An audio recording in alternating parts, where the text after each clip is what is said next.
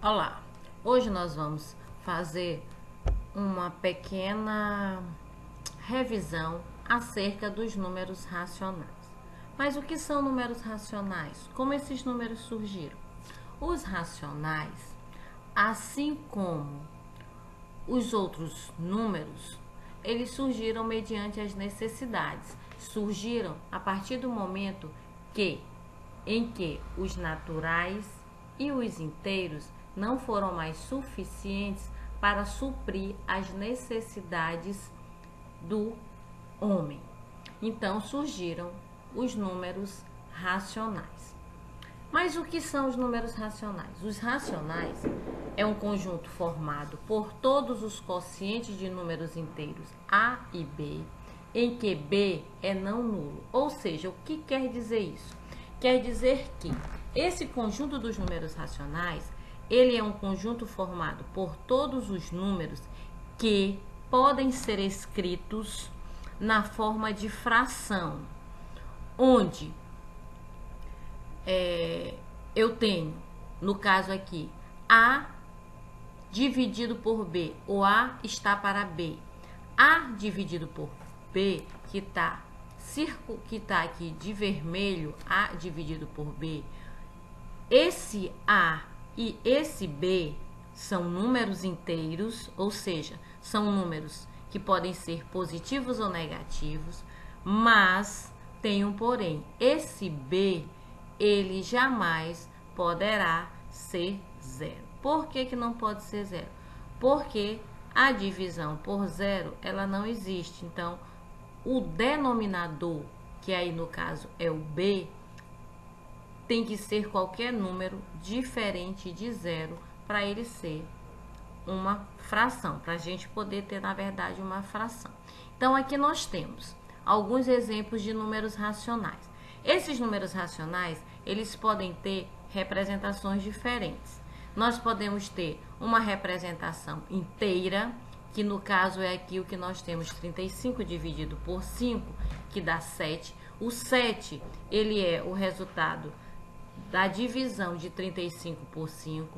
Nós podemos ter ainda a representação de 3 dividido por 100, que é 3 centésimos. Eu tenho os 3 centésimos na forma fracionária e tenho o 3 centésimos também na forma de número decimal, com representação decimal finita. E eu tenho 1/3 na forma de número decimal, com representação decimal infinita e periódica. Algo que nós vamos ver mais na frente, nós vamos revisar também mais um pouquinho na frente.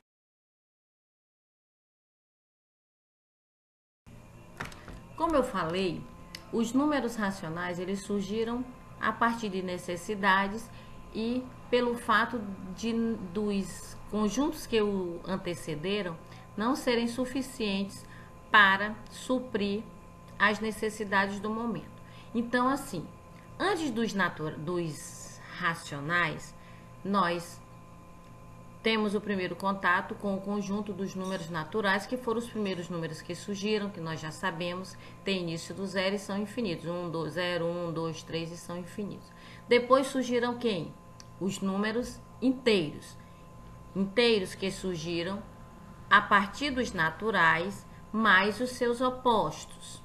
Então, para eu formar o inteiro, eu preciso do natural, ou seja, o conjunto dos números inteiros, que aqui no diagrama está destacado de vermelho, todos os elementos do conjunto dos números naturais que está destacado de vermelho, ele também faz parte do conjunto dos números inteiros, que está destacado de verde. Porque para formar os números inteiros, eu necessito dos naturais, que são os positivos, porque os inteiros são, na verdade, os números naturais, que são positivos, e os números inteiros negativos, que formam esse conjunto. E para eu ter os racionais, eu preciso de quem? Dos naturais e dos inteiros, que eu vou precisar justamente para formar o conjunto dos números racionais. Então, um conjunto vai sendo sempre ampliado mediante as necessidades. Um serve de suporte para a criação do outro. Então, o que se pode concluir? Que o conjunto dos números naturais, ele está contido no conjunto dos números inteiros, e o conjunto dos números inteiros está contido no conjunto dos números racionais. Pela definição de números racionais, nós podemos representar esse conjunto, que é o conjunto dos números racionais, pela seguinte definição aqui abaixo, como nós temos. Então, o que quer dizer essa definição? Que isso aqui é o conjunto dos números racionais, que ele é justamente representado pela letra Q. Ele é composto por todas as frações de A por B, em que o A ele é um número inteiro, ou seja, ele pertence ao conjunto dos números inteiros, e o B ele também pertence ao conjunto dos números inteiros não nulos, ou seja, pertence ao conjunto dos números inteiros diferente de zero. Ou por que isso? Porque o B, como eu já falei, ele não pode ser igual a zero, pode ser qualquer número, com exceção do zero. Quando nós definimos número racional, a primeira definição, o primeiro conceito que se tem é que os números racionais são números que podem ser escritos na forma de fração. Mas, vamos lá. Quais são as representações, na verdade, que nós temos de números racionais? Nós temos a primeira, que são as próprias frações, ou seja, qualquer fração é um número racional. Por quê? Porque ela já está escrita nesse formato.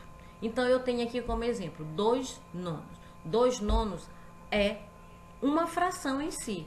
Eu tenho 2, que é um número inteiro, e tenho 9, que é um número inteiro. A partir do momento que eu formo 2 nonos, eles deixam de ser isolados. Eu passo a ter uma fração, 2 nonos. Uma outra forma que eu tenho de representar o número racional, como número inteiro. Qualquer número inteiro, ele pode ser escrito na forma de fração. O que é que eu tenho que fazer? Basta eu dividir esse número por 1. Se eu tenho aqui, ó, como exemplo, eu coloquei menos 2 dividido por 1. Todo e qualquer número, com exceção do zero, lógico, dividido por 1 vai ser o próprio número. Então, se eu tenho aqui menos 2, o menos 2, ele tem uma representação inteira, racional e inteira. Assim como se eu colocasse, por exemplo, 15 dividido por 3. O resultado é 5. 5, ele tem uma representação inteira. Ok?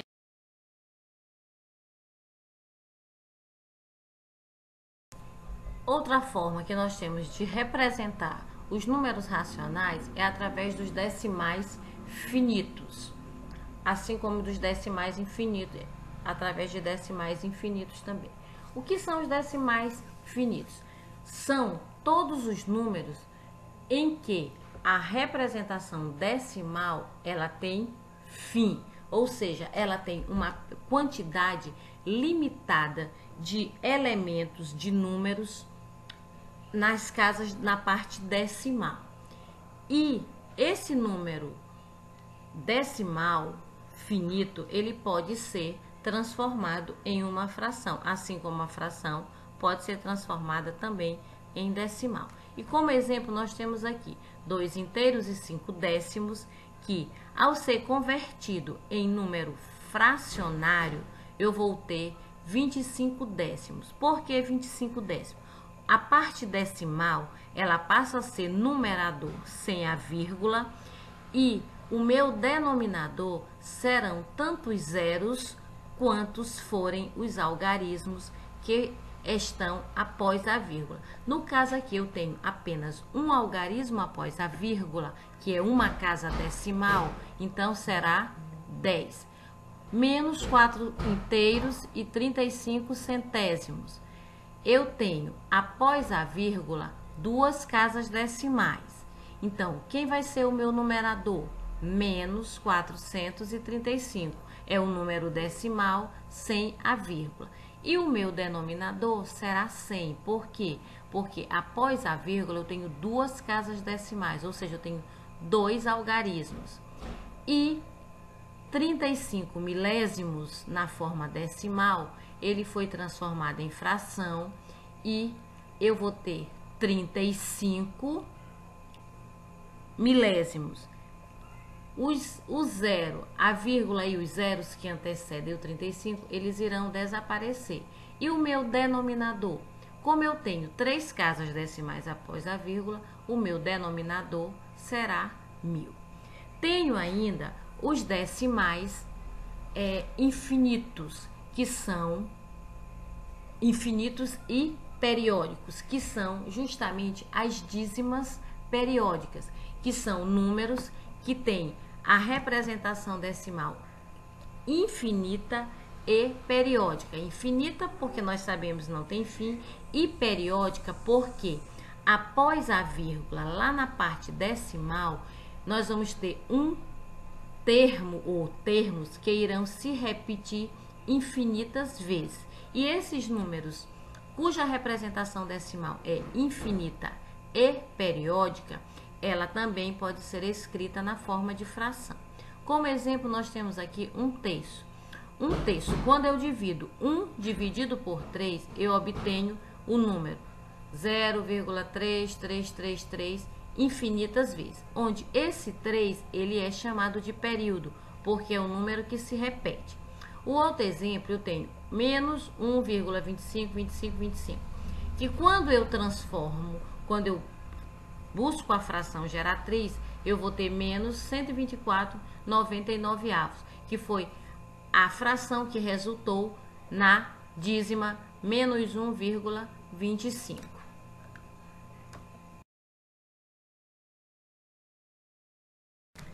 Sendo que as dízimas periódicas, que são justamente os números que têm a representação decimal infinita e periódica, elas têm uma classificação. Elas podem ser simples e elas podem ser compostas. Quando é que a dízima é considerada simples? Quando ela não possui um anteperíodo, ou seja, quando após a vírgula aparece apenas o período, que é o número que vai se repetir após a vírgula. Então, a dízima periódica simples, após a vírgula, vem sempre um número que vai se repetir infinitas vezes. Como, por exemplo, eu tenho aqui, ó, 0,32323232. Aqui, o número que se repete é o 32. Então, o 32, ele é o período. Embaixo eu tenho 0,111. Qual é o período? 1. Por que 1? Porque é um número que se repete. Do outro lado, nós temos aqui 6,9876, 9.876. Eu tenho o período, eu tenho, na verdade, uma parte inteira, que é o 6, é a parte inteira, que nos exemplos anteriores ele não tinha a parte inteira, só tinha a parte decimal. Então, aqui tem a parte inteira e tem a parte periódica. A periódica é, no caso aqui, o período, que é 9.876, que é o número que se repete várias vezes. E o último exemplo, nós temos 0,252525. Esse número aqui também, esse exemplo, ele não tem período, não tem a parte inteira, ele tem apenas a parte periódica. E o período aqui é 25. Só enfatizando aqui para vocês que um número cuja representação ela é infinita e periódica, ou seja, uma dízima, toda dízima periódica, ela pode ser escrita de forma mais simplificada. Como é que se faz isso? Quando nós pegamos a dízima, que é um número decimal dado, e pegamos o período e colocamos uma barrinha horizontal sobre o período. Quando nós fazemos isso, esse número ele fica simplificado, lógico, e fica subentendido que esse número vai se repetir infinitas vezes.